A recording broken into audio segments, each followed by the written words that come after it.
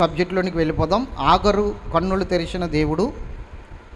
చూద్దాం, చూడండి 14వ వచనం కానీ 21వ అధ్యాయం 21వ వచనం వరకు. కాబట్టి తెల్లవారినప్పుడు చదివేనాను. అబ్రహాము లేచి ఆహారమును నీళ్ల తిత్తిని తీసుకుని ఆ పిల్లవానితో కూడా ఆగరునకు అప్పగించి ఆమె భుజము మీద వాటిని పెట్టి ఆమెను పంపివేశను. ఆమె వెళ్ళి బెయేర్షెబా అరణ్యములో ఇటు అటు తిరుగుచుండెను. ఆ తిత్తిలోని నీళ్లు అయిపోయిన తరువాత ఆమె ఒక పొద క్రింద ఆ చిన్నవాణ్ణి పడవేసి, ఈ పిల్లవాని చావు నేను చూడలేనని అనుకుని వింటి వేత దూరము వెళ్ళి అతనికి ఎదురుగా కూర్చుండెను. ఆమె ఎదురుగా కూర్చుండి ఎలుగెత్తి ఏడ్చెను. దేవుడు ఆ చిన్నవాని మొరను వినెను. అప్పుడు దేవుని దూత ఆకాశము నుండి హాగరును పిలిచి, హాగరు, నీకేమి వచ్చినది? భయపడకము. ఆ చిన్నవాడున్న చోట దేవుడు వాని స్వరము విని ఉన్నాడు. నీవు లేచి ఆ చిన్నవాని లేవనెత్తి నీ చేత పట్టుకునుము, వానిని గొప్ప జనముగా చేసేదనని ఆమెతో అనెను. మరియు దేవుడు ఆమె కన్నులు తెరచినందున ఆమె నీళ్ల ఊట చూచి వెళ్ళి ఆ తిత్తిని నీళ్లతో నింపి చిన్నవానికి త్రాగనిచ్చెను. దేవుడు ఆ చిన్నవానికి తోడయుండెను. అతడు పెరిగి పెద్దవాడై ఆ అరణ్యములో కాపురముండి విలుకాడాయెను. అతడు పారాను అరణ్యములో ఉన్నప్పుడు అతని తల్లి ఐగుప్తు దేశము నుండి ఒక స్త్రీని తెచ్చి అతనికి పెండ్లి చేశాను. స్తోత్రం చెబుదామా? దేవుడు మనతో మాట్లాడును గాక. ఇక్కడ మనం చూస్తే అబ్రహాము భార్య అయిన శారా తన కుమారుడైన ఇస్సాకుని ఇస్మాయేలు అపహసించాడని, పరిహాసం చేశాడని ఆ విషయము తెలిసి తట్టుకోలేక వెంటనే అబ్రహాముని గాకేసి అంటుంది యజమానుడితో, ఉంటే ఆమె పిల్లవాడైనా ఇక్కడ ఉండాలి, లేదా నేను నా పిల్లవాడైనా ఇక్కడ ఉండాలి. ఎవరు కావాలి నీకు? ఆగరు అతని కుమారుడు, ఆమె కుమారుడు నీకు కావాలా? నేను నా కుమారుడైన ఇస్సాకు కావాలా? ఎవరు కావాలి నీకు? నేను ఉండాలి అనుకుంటే, నా కుమారుడు ఉండాలనుకుంటే ఆమెను తక్షణం ఇంట్లో నుంచి ఆమె కుమారుని ఇచ్చి పంపేయి బయటికి. ఏం చేస్తావో నాకు తెలీదు. లేదా ఆమె కావాలనుకుంటే నేను వెళ్ళిపోతాను నా బిడ్డను తీసుకుని. ఈ మాటకి అబ్రహాం చాలా బాధపడ్డాడు. ఆ బాధపడినప్పుడు దేవుని సన్నిధిలోకి వెళ్ళి మొరపెడుతున్నాడు. ఈ ప్రార్థన శారా ఆగరును చేసుకోమన్నప్పుడు కనుక దేవుణ్ణి అడుగుంటే ఇంతవరకు రాదు. చాలామంది ఏం చేస్తారంటే ఏదైనా చెయ్యాలి అనుకుంటే చేసేస్తారంతే. అది దేవుని చిత్తమా కాదా అని దేవుని దగ్గర అడిగి ఆ ప్రయత్నం చేయడానికి అస్సలు సాహసించరు. వీళ్ళ సాహసం ఏంటంటే మన దగ్గర ఉంది, మనం ఏదైనా చేయగలుగుతాం, మన బలము, మన శక్తి, మన జ్ఞానం అనుకుంటూ ఉంటారు. కానీ అది ఒక్కొక్కసారి ఏమవుతుందో తెలుసా? అగ్ని వలె నీ జీవితాన్ని నాశనం చేస్తుంది. మాట అగ్ని వంటిదే, నాలుక అగ్ని వంటిదే. శారా చెప్పిన మాట ఏమని చెప్పింది? నువ్వు నా దాస్యమైన ఆగరుతో పో, దేవుడు నీకు సంతానం కలగజేస్తానన్నాడు కానీ నాకు సంతానాన్ని ఇస్తాననలేదు కదా. కాబట్టి నీకు ఇస్తానన్నాడు కాబట్టి నువ్వు ఇంకొక భార్యని చేసుకో, ఇంకొక ఆమెని చేసుకుని ఆమెతో పిల్లలను కను అని తొందరపడి మాట్లాడితే అబ్రహాం అది వివేచించుకోకుండా అసలు జ్ఞానం లేనివాడిగా ఆగరును తీసుకెళ్ళి పెళ్లి చేసుకున్నాడు. ఆ విషయాన్ని బట్టి ఈ మాట, ఈ నాలుక, శార నాలుక ప్రకృతి చక్రానికి చిచ్చు పెట్టింది. నాలుక అగ్ని వంటిదే. ఈ ప్రకృతి చక్రానికి చిచ్చు పెట్టేది నాలుకే. కాబట్టి దేవుని బిడ్డలారా గమనించండి, మనం ఆలోచన చేసుకుంటే ఆగరును పెళ్లి చేసుకున్న తర్వాత ఇస్మాయేలు పుట్టిన తర్వాత దేవుని చిత్తమో కాదో తెలియకుండా చేసుకున్న పని ఎవరైనా సరే తర్వాత భవిష్యత్తులో బాధపడవలసిందే. బాధకే కారణమవుతుంది, అది దుఃఖానికే కారణమవుతుంది. అది దేవుని చిత్తమో కాదో తెలియకుండా మనం చేసేస్తే అది భవిష్యత్తులో దుఃఖానికే కారణమవుతుంది. అయ్యో ఇలా ఎందుకు చేశాను, ఇలా చేసి ఉండకూడదు, ఇలా అని ఉండకూడదు, ఇలా ప్రవర్తించి ఉండకూడదు అని తర్వాత బాధపడి ఏం ప్రయోజనం చెప్పండి? అబ్రహాము దుఃఖపడుతున్నాడట. చూడండి అదే అధ్యాయంలో, అందరూ తీశారా? 9వ వచనం ఒకసారి చదువుదాం. అప్పుడు అబ్రాహామునకు ఐగుప్తీయురాలైన హాగరు కనెను కుమారుడు పరిహసించుట శారా చూచి, ఈ దాసిని దీని కుమారుని వెళ్ళగొట్టుము. ఈ దాసి కుమారుడు నా కుమారుడైన ఇస్సాకుతో వారసుడై ఉండడని అబ్రాహాముతో చెప్పాడు. అతని కుమారుని బట్టి ఆ మాట అబ్రాహామునకు మిక్కిలి దుఃఖము కలుగజేసింది. చెప్పండి, ఇప్పుడు ఎంత దుఃఖం వచ్చింది. ఇప్పుడు ఆ దుఃఖానికి కారణం ఏంటి? నువ్వప్పుడు దేవుని దగ్గర విచారణ చేయకపోవడమే. శారా చెప్తుంది కదా ప్రభా, నేను ఆమెను పెళ్లి చేసుకోవచ్చా? ఆమె నాకు భార్యగా ఉండడానికి తగునా? ఆమెతో నేను కాపురం చేసినప్పుడు నిజంగానే ఆమెకి నాకు బిడ్డలను కన్నిస్తావా? బిడ్డలను పుట్టిస్తావా? ఆ బిడ్డలను నాకు వారసులుగా చేస్తావా అన్న ఆలోచన అబ్రహాం దేవుని దగ్గర పెట్టుకుని దేవుని దగ్గర అడగల. కాబట్టి ఇప్పుడు దేవుడి దగ్గర అడగనందున ఇప్పుడు దుఃఖపడవలసిన పరిస్థితి వచ్చింది, బాధపడవలసిన పరిస్థితి వచ్చింది, ఏడవలసిన పరిస్థితి వచ్చింది. ఏడుస్తున్నాడట. అప్పుడు దేవుడు అతనితో మాట్లాడాడు, అబ్రహాం భయపడకు, శారా నీతో చెప్పిన దాని గురించి దుఃఖపడకు, పంపే. అతడు నీ కుమారుడే కాబట్టి అతన్ని కూడా నేను ఆశీర్వదిస్తానులే, వదిలిపెట్టను. అతడు నీ కుమారుడే కాబట్టి, నీ గర్భవాసే కాబట్టి అతన్ని కూడా నేను ఆశీర్వదిస్తాను, విడిచిపెట్టను, నీకు వాగ్దానం చేస్తున్నాను. ఇస్సాకుని ఎంతగా ఆశీర్వదిస్తానో ఇస్మాయిల్ని కూడా అలాగే ఆశీర్వదిస్తాను. అతడు కూడా ఒక జనాంగముగా మారతాడు. ఇస్సాకు ఏ విధంగా అయితే ఒక జనాంగముగా మారతాడో ఇస్మాయిల్ కూడా ఒక జనాంగముగా మారతాడు. అతన్ని కూడా నేను ఆశీర్వదిస్తాను. కాబట్టి నువ్వు అతన్ని విడిచిపెట్టడానికి భయపడకుండా నాకు ఒక ధైర్యం వచ్చింది. నిజమే, తెలుసో తెలియకో మనం తప్పు చేస్తున్నప్పుడు, తెలుసో తెలియకో పొరపాట్లు చేసినప్పుడు అవి మరలా దేవుని దగ్గర పెట్టుకుని సరి చేసుకోవడానికి ఒక అవకాశం ఇవ్వమని దేవుడిని అడిగితే దేవుడు ఒక అద్భుతమైన అవకాశం దయచేస్తాడు. దేవుడు అబ్రహాముకి ఇచ్చిన వాగ్దానం ఏంటంటే, పర్వాలేదులే, శారా చెప్పింది విను, నువ్వు వెళ్ళు, నేను ఆ బిడ్డను కూడా ఆశీర్వదిస్తానని అబ్రహాముని ఓదారుస్తున్నాడు, అబ్రహాముకి ధైర్యం ఇస్తున్నాడు, అబ్రహాముకి వాగ్దానం చేస్తున్నాడు తన కుమారుని గురించి, విడిచిపెట్టనని. నువ్వు కూడా ఏదో ఒక టైంలో తప్పు చేసే ఉంటావు, చేయకుండా ఉండవు. ఏదో ఒక టైంలో దేవుడిని అడగకుండా ఏదో ప్రయత్నం చేసే ఉంటావు, చేయకుండా ఉండవు. కానీ అది నీకున్న బలాన్ని బట్టి, నీకున్న ధనాన్ని బట్టి అది సక్సెస్ అవి ఉండొచ్చు. అది దేవుని చిత్తమని నువ్వు అనుకుని ఉండొచ్చు, కానీ అది దేవుని చిత్తమో కాదు నీకు తెలియదు కదా. దాన్ని బట్టి నీకు ఎప్పుడైనా దుఃఖం కలిగితే అది దేవుని చిత్తం కాదని నువ్వు గ్రహించాలి. దాన్ని బట్టి నీకు ఎప్పుడైనా బాధ కలిగితే అది దేవుని చిత్తం కాదని గ్రహించి నువ్వేం చేయాలంటే వెంటనే దేవుని దగ్గర దానికి పరిష్కారం వెతకాలి. నేను తెలియక చేశాను ప్రభు, నీ చిత్తం అనుకున్నాను, నీ దగ్గర అప్పుడు విచారణ చేయలేదు. కాబట్టి ఇప్పుడు నా పరిస్థితి ఏంటి? నేను ఎలా వెళ్తే నేను ఈ విషయంలో సేవ్ అవుతాను? ఎలా వెళ్తే నేను ఈ విషయంలో నేను సహాయం పొందుతాను? నాకు సహాయం చేయ ప్రభు అని చెప్పేసి దేవుడిని అడిగితే ఖచ్చితంగా దానికి పరిష్కార మార్గం అంటూ ఒకటి చూపిస్తాడు దేవుడు. చూపించకుండా మానడు. ఎందుకంటే ఆయన పాదాలు పట్టుకున్న వారిని అన్యాయం చేయడు. ఆయన దగ్గరికి వచ్చిన వారిని త్రోసివేసే దేవుడు కాదు.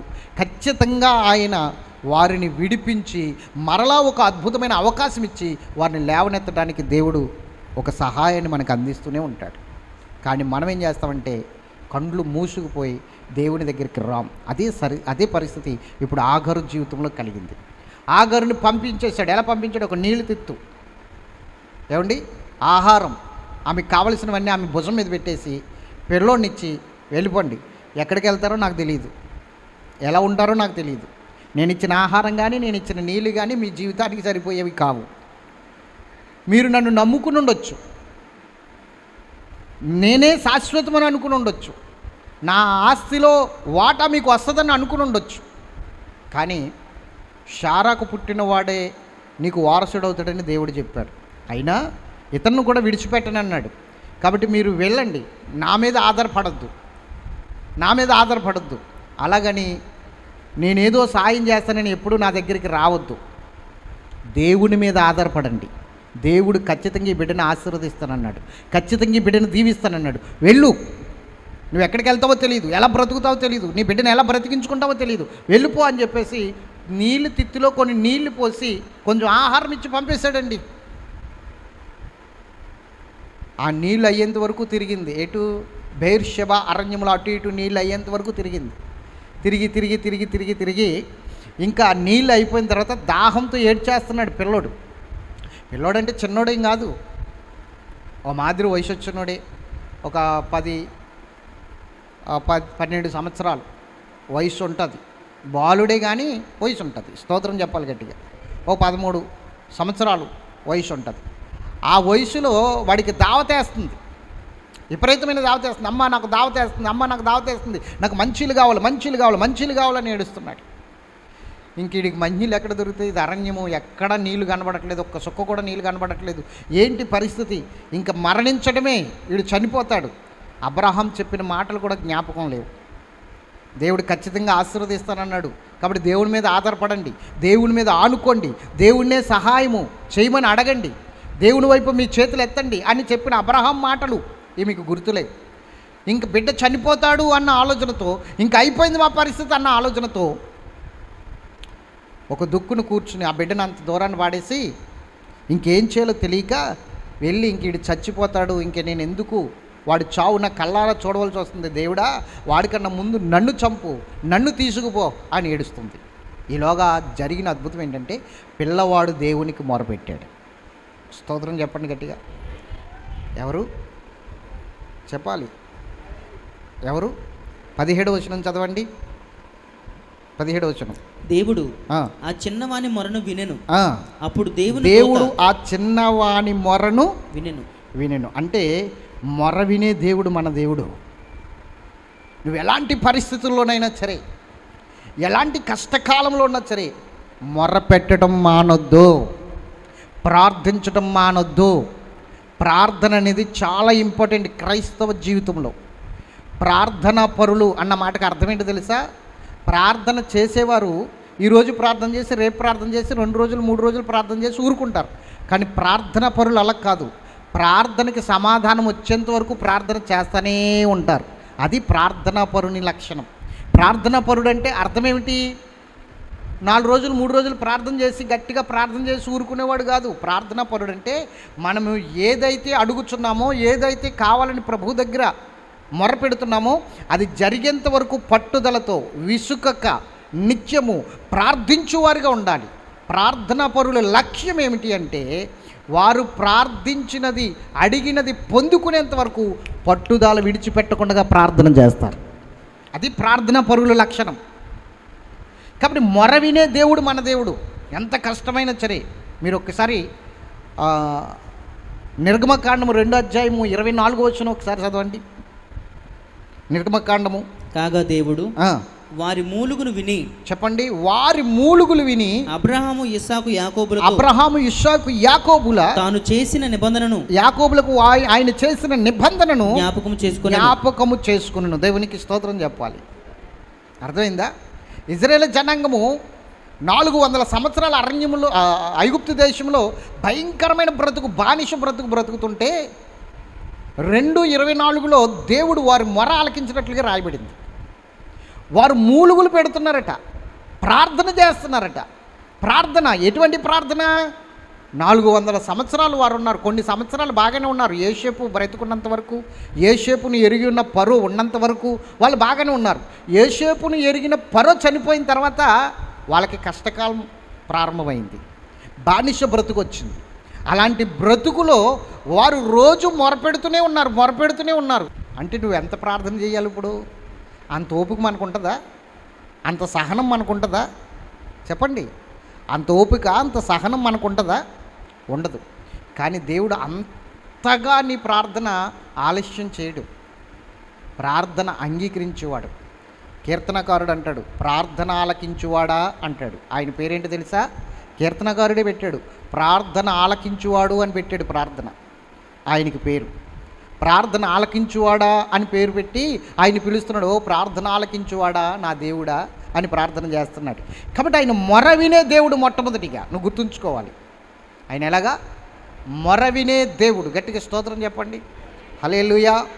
అబ్రహాం గురించి మనం చెప్పుకోవాలంటే అక్కడ 14వ వచనంలో రాయబడింది తెల్లవారగానే అని ఉంటుంది. ఏం చేశాడట అబ్రహాం? ఏం చేశాడు? తెల్లవారగానే ఆ పని చేసి, దేవుడు చెప్పిన పని తెల్లవారగానే చేశాడు. శారా చెప్తే చేయలేదు, ఎవరు చెప్తే చేశాడు? అది. ఓసారి శారా చెప్తే దెబ్బతిన్నాడు. శారా చెప్పింది చేసి దెబ్బతిన్నాడు. ఇంక ఈసారి శారా చెప్పింది చేయకూడదు. ఎవరు చెప్తే చేయాలి? దేవుడు చెప్తే చేయాలి. అప్పుడు దేవుని గదిలోకి వెళ్ళి ప్రార్థన చేయడం మొదలు పెడితే అప్పుడు శారా చెప్పిన దాన్ని బట్టి దేవుడు మాట్లాడాడు. అప్పుడు తెల్లవారకుండగానే. ఇదే మాట 22వ అధ్యాయంలో కూడా మనం చూస్తాం. అక్కడ కూడా ఏం చేస్తారో తెలుసా? మీ కుమారుడైన ఇస్సాకును నాకు దహన బలిగా ఇమ్మన్నప్పుడు తెల్లవారగానే గాడిదకి గంత కట్టి బయలుదేరతాడు. అంటే తెల్లవారగానే అంటే దానికి అర్థం ఏంటంటే దేవుడు చెప్పిన పని పెందల కాడే చేయడం, దేవుని చెప్పిన పని వేగురమే చేయడం. అంటే తడువు చేయకుండా, ఆలస్యం చేయకుండా దేవుడు ఏది చెప్తున్నాడో ఆ పని వెంటనే మొదలు పెట్టడం. అబ్రహాం దగ్గర ఈ గుణం ఉంది. దేవుడు ఏది చెప్పినా అది వెంటనే ఆ పనిని భుజం మీద వేసుకోవడం, వెంటనే ఆ పనిని జరిగించడం. అందుకని ఇక్కడ తెల్లవారుగానే ఉంది. అలాగే 22 అధ్యాయంలో, మనం 22 అధ్యాయంలోకి వెళ్ళినప్పుడు చూపిస్తున్నమాట, అక్కడ కూడా తెల్లవారగానే, దేవుడు చెప్పిన వెంటనే తెల్లవారగానే వెంటనే ఆ పని మొదలు పెడతాడు. ఆలస్యం ఉండదు దేవుడి పనికి ఈ అబ్రహాం దగ్గర. అందుకే అబ్రహాము విశ్వాసులకు తండ్రి అయ్యాడు. అందుకే అబ్రహాము ఆశీర్వాదానికి కారకుడయ్యాడు. ఈరోజు దేవుని పని ఆలస్యం చేయకూడదు. నీ పని పక్కనెట్టయినా దేవుని పని చేయడానికి ఇష్టపడాలి. నీ పని పక్కన పెట్టు, దేవుని పని చేయి. ఆయన అంటున్నాడు, మొదట నా పని చేయి, నీ పని నేను చేస్తాను అంటున్నాడు. దేవుని పని చేసినప్పుడు మన పని ఆయన చేస్తాడు. అలాగని అంత మాట ఆయన చెప్పడు పనులు. దేవుని పని ఉన్నప్పుడే చెయ్యాలి. అబ్రహాంకి అంత మాట చెప్పాడా? అబ్రహాం బ్రతుకుతున్నాడు. మధ్యలో దేవుడు వెళ్ళి అతను టచ్ చేసి ఇలా చెయ్యి అలా చెయ్యి అంటే అబ్రహాం తెల్లవారకుండానే పనులు చేసేవాడు, తెల్లవారగానే. కాబట్టి నేను చెప్తున్నాను, ఎప్పుడైనా సరే మనం ఆశీర్వదించబడాలంటే, 1 దేవుని పని వేగిరమే చేయాలి, 2 మొర్రపెట్టాలి. ఏం చేయాలి? మొర్రపెట్టాలి. ఆగరు మొర్రపెట్టలేదు, ఏడుస్తుంది, సమస్యను బట్టి బాధపడుతుంది, సమస్యను బట్టి కృంగిపోతుంది. ఈరోజు క్రైస్తవులమైన మనము సమస్యను బట్టి బాధపడేవారికి ఉన్నాము, కృంగిపోయేవారికి ఉన్నాము. అయిపోయింది నా బ్రతికని ఇంకా తొట్టిల్లిపోయేవారిగా ఉన్నాము, కానీ మొర్రపెట్టేవారిగా లేము. గుర్తుంచుకో, సమస్యను ఎప్పుడు చూడకూడదు.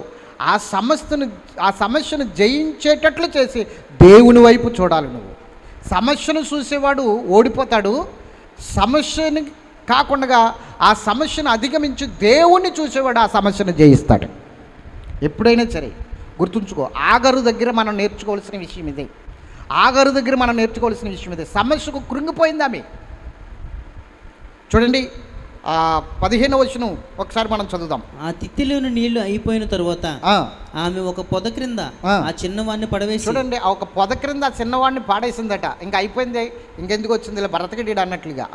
ఈ పిల్లవాడి సావు నేను చూడలేనని అంటే అర్థం ఏంటి? ఈ పిల్లవాడిని సావు నేను చూడలేనంటే అర్థం ఏంటి? ఇంకెక్కడితో మా జీవితము అయిపోయింది, వీడు చచ్చిపోతాడు అంటే సమస్యకు కృంగిపోతుంది, సమస్యను పెద్దదిగా చూస్తుంది, ఆ సమస్యను చూస్తుంది. అక్కడ కన్నుమేర మట్టుకు ఆమెకి నీళ్ళు అనేవి కనబడట్లేదు. పిల్లవాడేమో దాహం అని ఏడ్చేస్తున్నాడు. ఇప్పుడు పరిస్థితి ఏంటి? ఇంకే కార్యం జరగదు. నన్ను కట్టుకున్నవాడే నాకు అన్యాయం చేశాడు, నా యజమానురాలే నాకు ద్రోహం చేసింది. ఇంకా దేవుడేంటి? అసలు దేవుడిని తెలుసుకున్నది ఏమి? అబ్రహాముని బట్టి, శారాను బట్టి. ఇప్పుడు వాళ్ళ ద్రోహం చేస్తే ఏమంటారు చెప్పండి? ఇప్పుడు ఒక దైవజనుని బట్టి ఒక వ్యక్తి దేవుణ్ణి తెలుసుకుందనుకోండి, ఆ దైవజనుడు ఏదైనా చిన్న అభ్యంతరకరంగా ప్రవర్తించాడు అనుకోండి, ఏం చేస్తారు వీళ్ళు? పాస్టరే దేవుడి విషయంలో ఎలా ఉంటే మనం ఏంటి ఇంకా అని మానేసి పాస్టర్ గారి మీద కోపంతో, పాస్టర్ గారి మీద ఉన్న అభ్యంతరంతో ప్రార్థనకి వెళ్ళడం, ప్రార్థన చేయడం అన్నీ మానేస్తారు వీళ్ళు. అంతే కదా? అసలు నాకు దేవుడి గురించి చెప్పిందే ఆయన, నాకు రక్షణ ఇచ్చిందే ఆయన, దేవుళ్ళు ఎలా ఉండాలి అలా ఉండాలని చెప్పి ఇప్పుడు నాకు అన్యాయం చేసింది ఆయన. మరి దేవునిలో నడిపించి ఆయనే నాకు అన్యాయం చేస్తే ఎవరు నాకు సాయం చేస్తారు? దేవుడు ఉంటే ఎలా చేస్తాడు ఆయన అని మానేసిన వాళ్ళు ఎంతోమంది ఉన్నారు, నాకు తెలుసు ఈ విషయం. ప్రార్థన మానేసిన వాళ్ళు, ప్రార్థన చేయడం మానేసిన వాళ్ళు కూడా ఎంతోమంది ఉన్నారు. నేను అంటాను, మనుష్యుల ప్రవర్తన ఎందుకు చూస్తున్నావు నువ్వు? మనుష్యులు వాళ్ళు ఎవరైనా సరే మానవ స్వభావంతో ఉంటారు వాళ్ళు, కానీ దేవుని వైపు చూడాలి, స్తోత్రం చెప్పాలి. శారమ్మ ఎంతో గొప్పదని బైబిల్ చెప్పింది. శారమ్మ చాలా భక్తిపరులని దేవుని వాక్యం చెప్తుంది. ఆమె స్త్రీలందరికీ మాదిరిగా ఉందని కూడా బైబిల్ చెప్తుంది. మరి ఆమెకి తన దాసికి అన్యాయం చేసింది ఎవరు చెప్పండి? ఎవరు? అంతే. అప్పుడప్పుడు మానవ స్వభావం పనిచేస్తుంది అనమాట. ఎంత నీతిమంతుల్లోనైనా సరే, ఎంత నీతిమంతుల్లో అయినా మానవ స్వభావం పనిచేస్తుంది. వాడు స్వనీతికి వారసుడైపోతాడు, అతిశయ కారణముగా నిలబడతాడు. అందుకనే నీతిమంతుడు లేడు చెప్పాలి, ఒక్కడునూ లేడు. దేవుని కృపను బట్టి మనం నీతిమంతులం, కానీ దేవుని యొక్క మహాకృపను బట్టి మనము పరిశుద్ధులుగా ఉన్నాం. కానీ మన స్వభావం బట్టి చూస్తే మనకన్నా పనికిమాలిన వాళ్ళు ఇంకొకళ్ళు ఉండరు, అంత పనికిమాలిన వాళ్ళం మనం. కానీ దేవుని కృపను బట్టి మనం నీతిమంతులుగా తీర్చబడ్డాం. స్తోత్రం చెప్పండి గట్టిగా, హల్లెలూయా. అదే కృప. చెప్పండి, దేవుడు చిన్న చిన్న విషయాలను చూసి చూడకుండా వెళ్ళిపోవడమే కృప. అబ్రహాం భార్య శారా ఆగరుకు చేసింది ద్రోహమా కాదా? ఫోన్లో ఏదో పక్కన ఉండనివ్వండి, వాళ్ళు మాత్రం ఎక్కడికి వెళ్తారు? మిమ్మల్ని నమ్ముకునే కదా ఉన్నారు. ఏదో మూలన ఉన్నవండి అంటే అది ఒక అందం. పంపేస్తారా పంపరా, నేనా ఆవిడ, ఈడా ఆడా అంటే అర్థం ఏంటి? ఒక్క నిమిషం కూడా ఇక్కడ ఉండడానికి వీలు లేదని. మరి ద్రోహమా కాదా? మరి ఆమెను తీసుకొచ్చి స్త్రీలందరికీ మాదిరి కట్టేసాడు దేవుడు. అంటే కొన్ని విషయాలు, చిన్న చిన్న విషయాలు దేవుడు ఏం చేస్తాడంటే చూచి చూడనట్లు వదిలేసి వారిని కృప ద్వారా పరిశుద్ధులుగా మార్చేస్తాడు దేవుడు. మనం ఎలా రక్షించబడ్డాం చెప్పండి? ఎలాగా? తేండి ఎఫెసీ పత్రిక 2వ అధ్యాయము.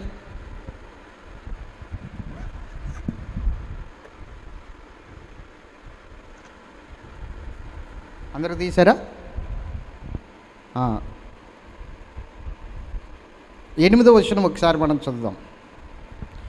5 చదవండి ముందు. 5 కృపచేత మీరు రక్షింపబడి ఉన్నారు.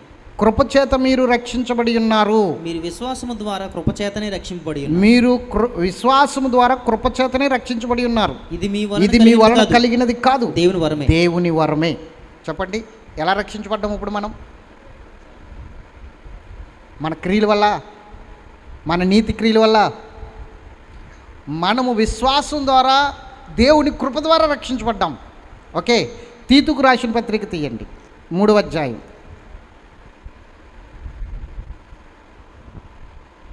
5వ వచనం చదువుదాం. మనము నీతిని అనుసరించి చేసిన క్రియల మూలముగా కాక తన కనికరము చొప్పుననే పునర్జన్మ సంబంధమైన స్నానము ద్వారాను పరిశుద్ధాత్మ మనకు నూతన స్వభావం కలగజేయడం ద్వారాను మనం రక్షించను. మనం ఆయన కృప వలన నీతిమంతులమని తీర్చబడి నిత్య జీవనం కూర్చున్న నిరీక్షణను బట్టి దానికి వారసులు ఒకటై ఆ పరిశుద్ధాత్మను మన రక్షకుడైన యేసుక్రీస్తు ద్వారా ఆయన మన మీద సమృద్ధిగా కుమ్మరించాడు. అది కథ. ఇప్పుడు చెప్పండి, మనం నీతిమంతులుగా ఎలా మారాము? చెప్పాలి. మాట్లాడరు ఏంటండి? అది నేను ఇంత నీతి పనులు చేస్తున్నాను, ఇంత పరిశుద్ధుడు, నేను ఎంత బాగున్నాను అన్న అతిశయం వస్తే దేవుడు నిన్ను తీసేస్తాడు, నీ రక్షణ తీసేస్తాడు. పరిచయంలోని శాస్త్రంలోని ఇదే ఉంది అతిశయం. మాకు ధర్మశాస్త్రం బాగా తెలుసు, మేము బాగా పరిశుద్ధులుగా ఉన్నాము, నీతిమంతులుగా ఉన్నాము, కాబట్టి మాకెవరు బోధించక్కర్లేదు, మాకెవరు చెప్పక్కర్లేదు, మేము పరిశుద్ధ గ్రంథాన్ని బాగా చదువుతాము, మేము నిత్యము దేవుని సన్నిధిలో ఉపవాసం ఉంటాము,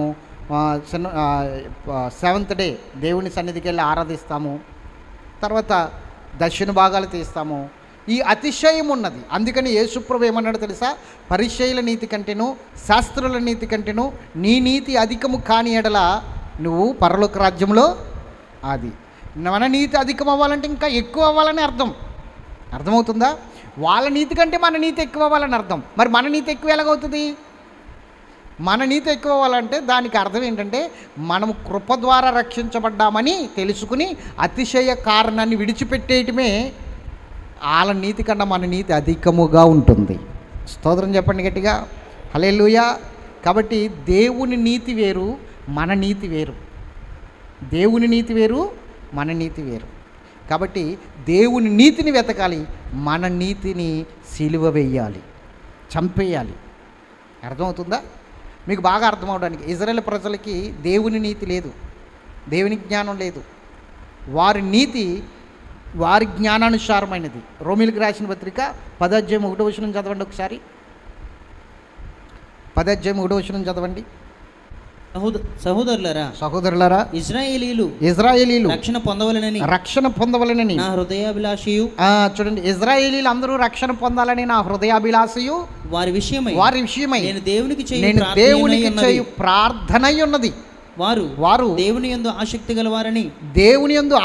కలిగిన వారిని వారిని గూర్చి సాక్ష్యం ఇచ్చుచున్నాను. చూడండి, దేవుని గూర్చి ఆసక్తి కలిగిన వారే, దేవుని వెతుకుచున్నవారే, అందుకు నేనే సాక్షిని అని చెప్తున్నాడు. తర్వాత అయినను వారి ఆసక్తి జ్ఞానానుసారమైనది కాదు, ఏలైనగా వారు దేవుని నీతిని ఎరుగక. అది ఏమి ఎరగట్లేదు వాళ్ళు?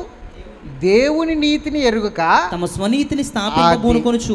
స్వనీతిని తమ స్వనీతిని స్థాపింప పూనుకొనుచు దేవుని నీతికి దేవుని లోబడలేదు. అది కథ. శాస్త్రులు, పరిసయ్యులు, ఇజ్రాయేలీలు, యూదులు వీళ్ళందరూ కూడా దేవుని నీతికి లోబడకుండా వారి స్వనీతిని బట్టే మేము నీతిమంతులం అనుకుంటున్నారు. దేవుని నీతి వేరు, మన నీతి వేరు. మన నీతి దేవుని దగ్గర మురికి గుడ్డల వంటిది. మన నీతి దేవుని దగ్గర పనికిరాని నీతి. అందుకని మన నీతిని బట్టి అయితే నువ్వు ఏ శరీర రక్తంలో పాల్గొనడానికి అర్హురాలు కాదు. ఎప్పుడు కూడా దేవుని కృపను బట్టి, దేవుని నీతిని బట్టి ఎంత పాపైన నువ్వు ఏ శరీర రక్తంలో పాల్గొవచ్చు. అది ఇక్కడ ఉండే నడుపుదల. స్తోత్రం చెప్పండి గట్టిగా. దేవుని కృపను బట్టి మనం నీతిమంతులం. ఈ విషయాన్ని తెలుసో తెలియకో, బయట అర్థం కాకో దీన్ని బోధించట్లేదు. మరి తెలుసో తెలియదో నాకు తెలియదు, కానీ దేవుని కృపను బోధించట్లేదు, సోనీతిని బోధిస్తున్నారు. నువ్వు పరిశుద్ధుడిగా లేవా? పక్కుండు. నువ్వు నీ భార్యతో దెబ్బలాడేవా? పక్కనుండు. నీ భర్తతో పోట్లాడావా? పక్కనుండు. నీ తోటగాళ్ళతో పోట్లాడావా? పక్కనుండు. నువ్వు తినకు, నువ్వు త్రాక్కు. ఇవన్నీ సోనీతి కార్యాలు. సోనీతి ఎందుకు? దేవుని సన్నిధిలో చౌనీతి సిలువ వేయబడింది. అవునా కదా? చెప్పండి. దేవుని నీతిని చేయక తమ సోనీతిని చేయపూనుకున్నారు కాబట్టి ఇంకా వాళ్ళకి రక్షణ రాలేదు. రక్షణ కృప వలనే వస్తుంది. మనం కృప ద్వారానే రక్షించబడ్డాం. ఇజ్రాయేల్ ప్రజలకి కృపను అంగీకరించలేదు కాబట్టి, సోనీతిని బట్టి నడుస్తున్నారు కాబట్టి వాళ్ళకి ఇంకా రక్షణ రాలేదు. అందుకనే అపోస్తలుడైన పౌలు వారు రక్షణ పొందాలన్నది నా హృదయాభిలాష అంటున్నాడు.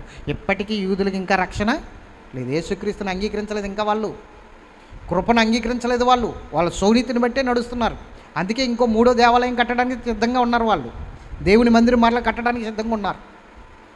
కట్టి ఏం ప్రయోజనం? ఎవరికి ఉపకారం? అబద్ధ క్రీస్తుకు ఉపకారం. అది వాడు వచ్చి కూర్చుంటాడు అందులో. వాడికి పునాది వేస్తున్నారు వీళ్ళు. స్తోత్రం చెప్పాలా? అర్థమవుతుందా మీకు? ఎంతమందికి అర్థమవుతుంది? అది కథ. కాబట్టి దేవుని బిడ్డలారా, మనల్ని ఒక్కొక్కసారి దేవుడు చూచి చూడనట్లు వదిలేస్తాడు. చిన్న చిన్న విషయాలు పట్టించుకోడు. శారాని అలాగే వదిలేశాడు దేవుడు. శారాని దేవుడు అలాగే వదిలేశాడు. అలాగని ఆమెని పక్కన పెట్టాడా? విశ్వాసులకు తల్లిని చేశాడు. స్త్రీలకు మాదిరిని చేశాడు. అవునే కదా? స్త్రీలకు మాదిరిని చేశాడు. పేతురు గారు అదే అంటాడు. అబ్రహాం భార్య శారా అబ్రహాంని యజమానుడని పిలిచి ఆమె తన భక్తిని కనుపరుచుకుంది. అలాగే మనము కూడా లోబడాలి పురుషులకి అని చెప్తాడు పేతురు భక్తుడు. 1 పేతురు 3వ అధ్యాయంలో. కాబట్టి ఈరోజు నేను చెప్పే విషయం ఏంటంటే, దేవుని కృప చేత రక్షించబడ్డాం. ఇది 2. ఆగరు ఆ సమస్యను పెద్దది చేసుకుని ఇంకా అయిపోయింది నా పని అని చెప్పేసి శారా చేసిన పనిని బట్టి, అబ్రహాం చేసిన పనిని బట్టి దేవుణ్ణి కూడా పక్కనెట్టేసినట్లుగా మనం చూడొచ్చు. అవునా? ఇంకా దేవుడు నాకేం చేస్తాడు? వాళ్ళ ద్వారానే నేను దేవుణ్ణి తెలుసుకున్నాను, వాళ్ళ ద్వారానే నేను దేవుణ్ణి అంగీకరించాను, వాళ్ళ ద్వారానే నేను ప్రార్థన చేయడం మొదలుపెట్టాను. అతని కుమారుడనే కదా ఇతనికి కూడా సున్నతి చేశాడు. ఇప్పుడు వాళ్ళే నాకు అన్యాయం చేసినప్పుడు ఇంక దేవుడేంటి, నాకు చావే ఇంకా అని చెప్పేసి పిల్లలు నా చెట్టు కింద ఒక పొద కింద వాడేసి ఏడుస్తుందట. ఇంక చచ్చిపోతాడు నా బిడ్డ, నేను చచ్చిపోతానని చెప్పేసి ఏ పులో, ఏ సింహమో, ఏ మృగమో, ఏ అరణ్యంలో వచ్చి మమ్మల్ని తినేస్తే బాగున్నాం, దేనికో దానికి ఆహారం అయిపోతే బాగుండన్న ఆలోచనలు, తలంపులు వచ్చేస్తున్నాయి ఆమెకి. అలాంటి సమయంలో పిల్లోడు మొరపెట్టాడు. ఎవరు చెప్పాలి? అబ్రహాం చెప్తూ ఉంటాడు కదా. తండ్రి చెప్పకుండా ఉంటాడా కొన్ని విషయాలు బిడ్డకి? ఇట్లా ఉండాలి నాన్న, ఇలా ఉండాలి నాన్న. అందుకనే చిన్నపిల్లల మనస్తత్వం ఎలా ఉంటుందంటే తొందరగా లోబడతారు. ఏదైనా చూస్తే, ఏదైనా చెప్పినా తొందరగా లోబడతారు. అందుకని ప్రభు అంటాడు, మీరు చిన్నపిల్లల వంటి వారు అవుతేనే కానీ పరలోక రాజ్యము మీది కాదు. వాళ్ళకి సమర్పణ విషయంలో కావచ్చు, మనస్తత్వం విషయంలో కావచ్చు, అనుసరించే విషయంలో కావచ్చు, వాళ్ళని మించింది ఇంక లేదు. స్తోత్రం చెప్పాలి గట్టిగా. 5,000 మందికి 5 రొట్టెలు 2 చేపలు ఆహారంగా పంచిపెట్టాడు కదా, అది తెచ్చింది పిల్లవాడు, చిన్న పిల్లోడు. సమర్పణ వాళ్ళలోనే కనపడుతుంది మొట్టమొదటిగా. మీరు గమనించండి. నేను చూసినంత మట్టికి చిన్నపిల్లలకి సమర్పణ చాలా గొప్పది. నేను ఒక గృహానికి వెళ్తే ఆ గృహంలో ప్రార్థన చేయించుకున్న తర్వాత వాళ్ళు కానుకిచ్చారు. దేనికి? అది క్రిస్మస్ టైమో లేకపోతే ఉపవాస కూటాల టైమో మొత్తం మీద కానుకిచ్చారు. కానుకిచ్చి మీటింగులకు వాడండి అని చెప్పారు. మొత్తం మీద క్రిస్మస్ టైమో ఉపవాస కూటాల టైమో ఏదో టైం. వాళ్ళ ఇంట్లో ఒక చిన్నపిల్ల ఉంది. ఆ పిల్ల వచ్చి ఆ పిల్ల దాచుకున్న డబ్బులు డిబ్బీ తెచ్చి నా చేతిలో పెట్టింది. ఏంటమ్మా అని అడిగాను. మీటింగులకి నేను కూడా కానుకిస్తాను భాష గారు, వాడుకున్నాను. వాళ్ళమ్మ వాళ్ళ నాయన ఆ పిల్లకి ఇచ్చిన డబ్బులు, అప్పుడప్పుడు ఇచ్చిన డబ్బులు డిబ్బీలో వేసుకుని దాచుకుంటుందట. ఆ పిల్లని అడిగేవారట వాళ్ళు, నాకు ఇస్తావమ్మా నాకు ఇస్తావమ్మా అంటే ఎవరికి ఇవ్వను అనేదట. ఏం చేస్తామంటే ఏదోటి కొనుక్కుంటాను అనేదట. కానీ తల్లిదండ్రులు ఇవ్వడం చూసి ఆ పిల్ల ఏం చేసింది, వాళ్ళు ఆశ్చర్యపోయారు తల్లిదండ్రులు. పాస్టర్ గారు మాకు ఇమ్మంటే ఇచ్చేది కాదండి, దేవుడికి ఇస్తుందండి, నా మనసు దేవుడికి ఇచ్చాడండి, పట్టుకెళ్ళండి అంటుంది. అమ్మ పిల్ల డబ్బులు ఎందుకులే, మీరు పెట్టారు కదంటే, లేదు లేదు పిల్ల డబ్బులు అనొద్దు, మీరు పట్టుకుని వెళ్ళండి, లేదంటే మరలా వెనక్కి తీసుకుంటే శాపం, మాకు పట్టుకెళ్ళండి, నా పిల్ల డబ్బులు ఇచ్చారు. ఆ డిబ్బీ బద్దలు కొట్టి చూస్తే ఎంత ఉందో తెలుసా, 1275 రూపాయలు ఉన్నాయి అందులో. స్తోత్రం చెప్పాలి గట్టిగా, 1275 రూపాయలు ఉన్నాయి అందులో. వీళ్ళు పెట్టిన కానుక, వాళ్ళు పెట్టిన కానుక, ఆ పిల్ల పెట్టిన కానుక. ఆలోచించండి. నేను ఈ విషయం ఎందుకు చెప్తున్నానంటే, పిల్లలు మనస్తత్వం ఎలా ఉంటుందంటే చూసిన వెంటనే నేర్చుకునేవారిగా ఉంటారు, అది చేసేవారిగా ఉంటారు. నేర్చుకున్నది లేదు, చేస్తారు. అది అబ్రహాం చెప్పుండొచ్చు, అబ్రహాం చేసినప్పుడు చూసుండొచ్చు, లేదా అబ్రహాం ఏ విషయంలో అయినా సరే దేవుని దగ్గర నుంచి మనకు సహాయం వస్తుందిరా బాబు, నువ్వు దేవుణ్ణి అడగడం నేర్చుకొని నేర్పుండొచ్చు. అందుకని వీడేం చేశాడంటే మొరపెట్టడం ప్రారంభించాడు. ఆ పొద కింద ఉండి ఏడ్చాడు. అప్పటి వరకు వాళ్ళ అమ్మ వల్ల కూడా కాదనుకున్నాడు. అయితే మా అమ్మ వల్ల కూడా కాదంటే మా అయ్యి చెప్పింది గుర్తుంది కదా, దేవుడి వల్ల అవుతుందని చెప్పేసి ప్రార్థించాడు. అప్పుడు 17వ వచనంలో దేవుడు మాట్లాడుతున్నాడు. ఏమని తెలుసా, దేవుడు ఆ చిన్నవాని మొర వినెను. స్తోత్రం చెప్పండి. ఎవరు మొర విన్నాడు? పెద్దదాని అయ్యుండి బుద్ధి జ్ఞానం లేకుండా ఏడుస్తున్నావు కూర్చుని, జ్ఞానం ఉండే వ్యక్తి అయ్యుండి, కానీ బిడ్డ, చిన్న బిడ్డ మొరపెట్టాడు. ఆ మొర దేవుని దగ్గరికి వెళ్ళింది. మొర వినే దేవుడు, నిజంగా మొరపెట్టు వారికి ఆయన సమీపంగా ఉండే దేవుడు. మొర పెడితే ఖచ్చితంగా వింటాడు ఆయన. మొరపెట్టే స్థితి నీకుంటే విడుదలిచ్చే గొప్ప కార్యం ఆయన జరిగించబోతున్నాడు, అద్భుతంగా జరిగించబోతున్నాడు. స్తోత్రం చెప్పండి గట్టిగా. చిన్నపిల్లల మనస్తత్వం అన్నాడు. అందుకే గుర్తుంచుకోండి. ఇక్కడ ఇంకొక విషయం చెప్తున్నాను. ఈ మొర విన్నాడు, వెంటనే ఆగరు దగ్గరికి వెళ్ళాడు. దేవుడు మాట్లాడుతున్నాడు, చదవండి. అప్పుడు దేవుని దూత ఆకాశం నుండి ఆగరును పిలిచి, ఆగరు నీకేమి వచ్చినది. ఆ మాట కొన్ని సందర్భాల్లో మనం ఉపయోగిస్తాం మన కుటుంబ సభ్యుల్ని. అవునా, నీకేమొచ్చింది రీ ఇవాళ, నీకేమొచ్చింది ఇవాళ, అలా ప్రవర్తిస్తున్నావు అంటమా లేదా? ఇప్పుడు ఎవరు అడుగుతున్నారు ఈ మాట? ఎవరు అడుగుతున్నారు? ఏమో వీడికి ఏమొచ్చింది ఇవాళ, ఇలా ప్రవర్తిస్తున్నాడు శనిగడిలాగా అంటాం మనం. వీడు పెద్ద సాతాన్లా ప్రవర్తిస్తున్నాడు. దేవుని దూత ఈ మాట ఆగరుని అడుగుతుంది. ఏ ఆగరు, ఏమొచ్చింది నీకు, పిల్లోడుకున్న జ్ఞానం లేదు అన్న మాటకు అర్థం అది. ఆడు మొర పెడుతున్నాడు, నువ్వు ఏడుస్తున్నావు. అవునా కదా? ఏమొచ్చింది నీకు, ఎందుకు ఏడుస్తున్నావు, జ్ఞానం లేకుండా ఏడుస్తున్నావు. పిల్లోడు మొర పెడుతున్నాడు. చదవండి ఆ మాటలు. హాగరు నీకేమి వచ్చినది, నీకేమి వచ్చినది, భయపడకము, ఆ చిన్నవాడున్న చోట దేవుడు వాని స్వరము విని ఉన్నాడు. అది అంటే దీనికి అర్థం ఏంటి? నీకేమొచ్చింది, నువ్వు ఎందుకు మొరపెడతలేదు? ఆ పిల్లోడు మొరపెట్టాడు, ఆ పిల్లోడు స్వరం దేవుడు అన్నాడు.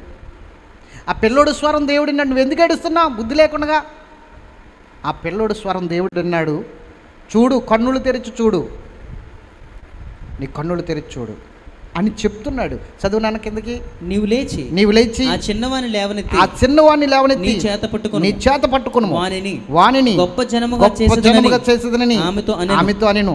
మరియు దేవుడు ఆమె కన్నులు తెరిచినందున ఆమె నీళ్ల ఊట చూసి వెళ్ళి ఆ తిత్తుని నీళ్లతో నింపి చిన్నవానికి త్రాగనిచ్చెను. దేవుడు ఆ చిన్నవానికి తోడై ఉండెను. అతడు పెరిగి పెద్దవాడై అరణ్యములో కాపురముండి విల్లుకాడాయను. స్తోత్రం చెప్పండి. మీకు అర్థమైంది? ఇప్పుడు పెండ్లు కూడా చేసేసింది ఆ అమ్మాయిని తీసుకొచ్చి.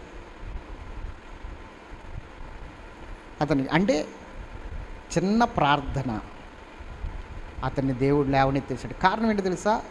అబ్రహాముకి ఇచ్చిన వాగ్దానం, నీ బిడ్డని విడిచిపెట్టనని.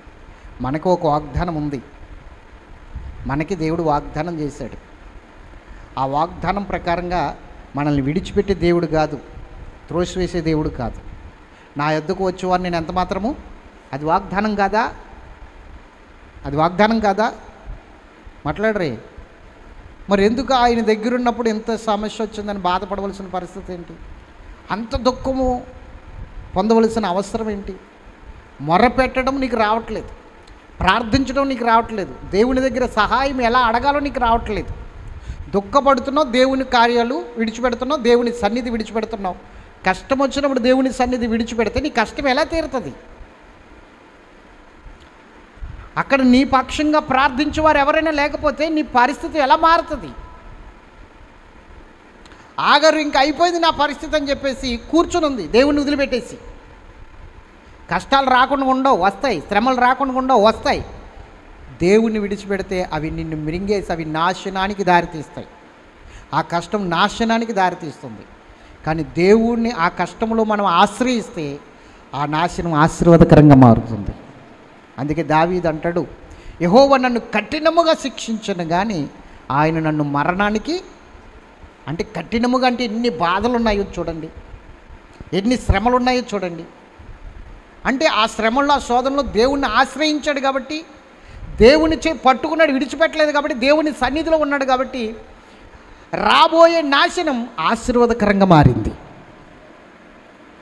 మరణానికి అప్పగించలేదంటే నాశనానికి అప్పగించలేదని అర్థం. అర్థమవుతుందా? కాబట్టి నాశనానికి అప్పగించలేదు, ఆశీర్వాదానికి అప్పగించాడు. కారణం ఆ శ్రమలో దేవునితో ఉన్నాడు, ఆ కష్టంలో దేవునికి మొరపెట్టాడు, ఆ ఇబ్బందిలో దేవుని సన్నిధిలో ఉన్నాడు. దావీదు ఒక మాట అంటాడు, నా జీవితకాలం అంతయు నేను యెహోవాను సన్నుతించదను. 34 కీర్తన గ్రంథంలో ఈ మాట రాయబడింది. అంటే దీనికి అర్థం ఏంటి? నా జీవితకాలం అంతయు అంటే అర్థం ఏంటి తెలుసా? ఈ మాట చెప్పడం సులువు, పాటించడం కష్టం. నా జీవితకాలం అంతా నేను ఇలాగే ఉంటానని ఏం రూల్ లేదు. కష్టాలు రావచ్చు, ఇబ్బందులు రావచ్చు, శోధనలు రావచ్చు, మరణకరమైన వ్యాధులు రావచ్చు, నాన్నవారి నన్ను వెలివేయచ్చు, దూషించవచ్చు, అవమానించవచ్చు, నిందలు రావచ్చు. ఏమండి, చాలా పరిస్థితుల్లో నష్టపోవచ్చు. అలాంటి పరిస్థితుల్లో కూడా నేను దేవుణ్ణి స్తుతిస్తానని అర్థం. నా జీవితకాలం అంతా అంటే, నా జీవితకాలం అంతా అంటే దానికి అర్థం అది. దావీదు అలా నిబంధన చేసుకున్నాడు కాబట్టి, అన్ని కష్టాల ఇబ్బందుల్లో స్తుతించాడు కాబట్టి దేవుడు అతన్ని ఆశీర్వాదకరంగా ఉంచాడు. శ్రమలు శోధనలు రాకుండా ఎలాగనన్నా వస్తాయి, కానీ దేవుని సన్నిధి విడిచిపెట్టకూడదు, త్రొట్టిల్లిపోకూడదు, కృంగిపోకూడదు. ఎందుకు వచ్చింది ఈ శ్రమ అని కృంగిపోకూడదు. ఏ శ్రమ వచ్చినా పర్లేదు, నా దేవుడు నాతో ఉన్నాడు, విడుదలిస్తాడు అని నమ్మాలంతే. అది ఆగరుకు లేదు, కానీ ఆగరుని అడుగుతున్నాడు దేవుడు, నీకేమొచ్చింది? కష్టంలో ఎందుకు అలా కృంగిపోతున్నావు? ఇబ్బందులు ఎందుకు ఎలా కృంగిపోతున్నావు? ఎందుకు? నేను లేనా? నా మీద నువ్వు ఆనుకోలేవా? ఏమి నేర్చుకున్నావు అబ్రహాం దగ్గర? ఇలాగే అడుగుతున్నాడు. దానికి అర్థం అదే. స్తోత్రం చెప్పండి. ఆ చిన్నవాణి స్వరం వినబడింది దేవునికి, వెళ్ళి ఆ బిడ్డని చేతుల్లోనికి తీసుకో.